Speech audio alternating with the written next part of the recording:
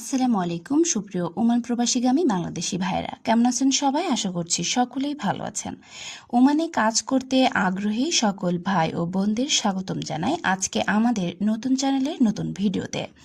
আজকের ভিডিওতে আমরা জানাবো ওমানে বর্তমান কোন পেশার চাহিদা সবচেয়ে বেশি, কোন কাজে বেতন তুলনামূলক ভালো, driver, cleaner, security guard, electrician ও প্লাম্বারের বেতন কত হতে পারে, এসব কাজের জন্য কতটুকু শিক্ষাগত যোগ্যতা লাগে, অভিজ্ঞতা না থাকলে কি ধরনের সমস্যায় পড়তে পারেন, ওমানে যেতে মোটামুটি কত খরচ হতে পারে, কত খরচ লাগতে পারে এবং ধাপে ধাপে ভিসা প্রসেস কিভাবে সম্পূর্ণ করতে হয়।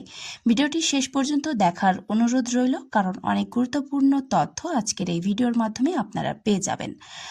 তো বন্ধুরা, ভিডিওটি শুরু করার আগে আপনাদের কাছে ছোট্ট একটি অনুরোধ থাকবে। আপনি যদি আমাদের চ্যানেলে নতুন হয়ে থাকেন অবশ্যই চ্যানেলটি সাবস্ক্রাইব করে দিবেন, কারণ আমাদের এই চ্যানেলটি একদম নতুন। আমাদের এই চ্যানেলে আমরা বিভিন্ন দেশ সম্পর্কে ভিডিও দেওয়ার চেষ্টা করি। তো বন্ধুরা, চলুন ভিডিওটি শুরু করা যাক।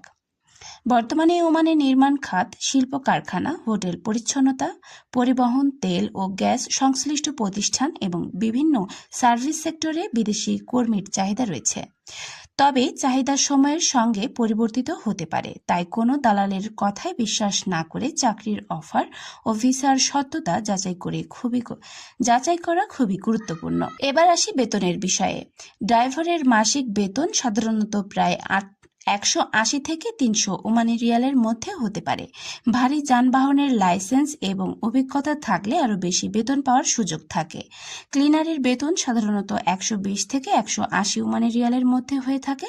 অনেক কোম্পানি থাকার জায়গা ও যাতায়াতের সুবিধা দেয়, কিছু প্রতিষ্ঠান খাবারও দেয়, আবার কিছু প্রতিষ্ঠান খাবারের পরিবর্তে ভাতা প্রদান করে। সিকিউরিটি গার্ডের বেতন সাধারণত 140 থেকে 250 ওমানি রিয়ালের মধ্যে হতে পারে। নিরাপত্তা বিষয়ে অভিজ্ঞতা এবং ইংরেজিতে সাধারণভাবে কথা বলতে পারলে ভালো সুযোগ পাওয়া সহজ হয়।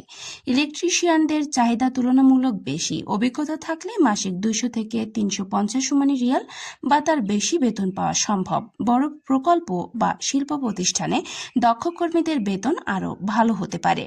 প্লাম্বারের ক্ষেত্রেও একই রকম সুযোগ রয়েছে, সাধারণত 180 থেকে 320 ওমানি রিয়াল পর্যন্ত বেতন পাওয়া যায়। দক্ষতা ও অভিজ্ঞতার উপর আয় নির্ভর করে। অনেকেই জানতে চান সবচেয়ে ভালো কাজ কোনটি। যদি আপনার কারিগরি দক্ষতা থাকে তাহলে ইলেকট্রিশিয়ান ও প্লাম্বারের কাজ সাধারণত বেশি আয়ের সুযোগ দেয়, আর যদি বৈধ ড্রাইভিং লাইসেন্স বা ভালো অভিজ্ঞতা থাকে তাহলে ড্রাইভারের চাকরিও ভালো হতে পারে।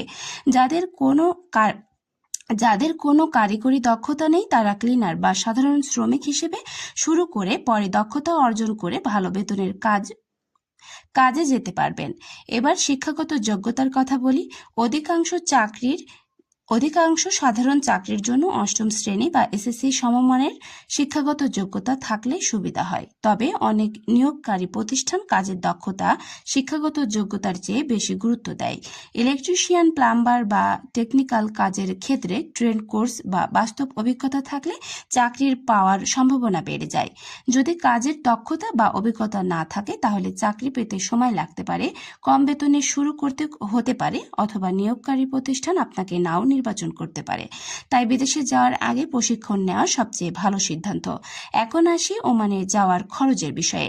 সরকার নির্ধারিত খরচ এবং বাস্তবে একজন কর্মীর মোট খরচ এক নয়। চাকরির ধরন, নিয়োগকারীর প্রতিষ্ঠান, মেডিকেল, ভিসা, বিমান ভাড়া এবং অন্যান্য বৈধ খরচ মিলিয়ে মোট ব্যয় ভিন্ন হতে পারে। বৈধভাবে লাইসেন্স প্রাপ্ত রিক্রুটিং এজেন্সির মাধ্যমে গেলে সাধারণত কয়েক লক্ষ টাকা পর্যন্ত খরচ হতে পারে। কেউ যদি অস্বাভাবিক কম বা অতিরিক্ত বেশি টাকা দাবি করে তাহলে অবশ্যই সতর্ক থাকবেন এবং সব কাগজপত্র যাচাই করবেন। এবার জেনে নেওয়া যাক ভিসা প্রসেস ধাপে ধাপে কিভাবে হয়। প্রথমে একজন নিয়োগকর্তা বা কোম্পানি থেকে বৈধ চাকরির অফার আসে, এরপর কোম্পানি ওয়ার্ক পারমিট বা শ্রম মন্ত্রণালয়ের অনুমোদিত প্রক্রিয়া সম্পূর্ণ করে। এরপর কর্মীর পাসপোর্ট, প্রয়োজনীয় কাগজপত্র এবং মেডিকেল পরীক্ষা সম্পূর্ণ করা হয়। এরপর ভিসা ইস্যু হলে বিমান টিকিট করা হয়। ওমানে পৌঁছানোর পর কোম্পানি প্রয়োজনীয় আনুষ্ঠানিকতা সম্পন্ন করে এবং রেসিডেন্সি কার্ড বা শ্রমিকের বৈধ কাগজপত্রের প্রক্রিয়া শেষ করে। একটি গুরুত্বপূর্ণ বিষয় মনে রাখবেন, কখনো ভিসা না দেখে টাকা দিবেন না।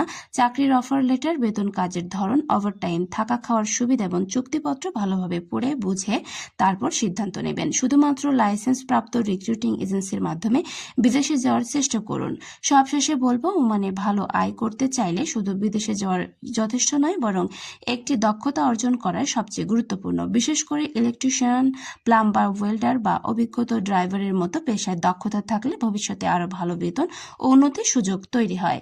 আজকের ভিডিওটি এখানে শেষ করছি। যদি এই তথ্যগুলো আপনার উপকারে আসে তাহলে ভিডিওটি শেয়ার করুন, যাতে বিদেশে যেতে আগ্রহী অন্যরাও সঠিক তথ্য জানতে পারে।